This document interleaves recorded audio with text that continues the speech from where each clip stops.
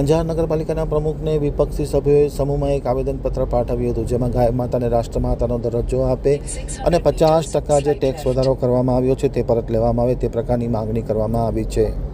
હવે જોઈએ અંજાર આમતક ન્યૂઝ બ્યુરોનો એક વિસ્તૃત અહેવાલ. અંજાર નગરપાલિકામાં વિપક્ષ દ્વારા ગૌ માતાને રાષ્ટ્રમાતાનો દરજ્જો અપાવવાની રજૂઆત કરતો ઠરાવ પસાર કરવામાં આવ્યો. સાથોસાથ જે નગરપાલિકા દ્વારા ટેક્સ વધારો કરવામાં આવ્યો છે તે પરત લેવામાં આવે તે પ્રકારની માગણી કરતું આવેદનપત્ર રાજેન્દ્રસિંહ જાડેજા દ્વારા પાઠવવામાં આવ્યું હતું.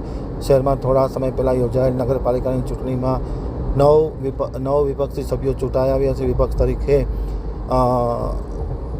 તમામ સભ્યોએ નગરપાલિકાના પ્રમુખ શ્રીમતી ધર્મિષ્ઠાબેન શામજી ખાંડેકાને સંબોધીને એક આવેદનપત્ર પાઠવ્યું છે, જેમાં જે ટેક્સ વધારો કરવામાં આવ્યો છે તે પરત લે, સફાઈની વ્યવસ્થા ઘનિષ્ઠ બનાવે તે પ્રકારની રજૂઆત કરવામાં આવી છે. આ પ્રસંગે યુવરાજસિંહ વાઘેલા, દીપકભાઈ આહિર, મામનશાહ શેખ, ઉલ્લાસ પ્રજાપતિ સહિતના લોકો જોડાયા હતા.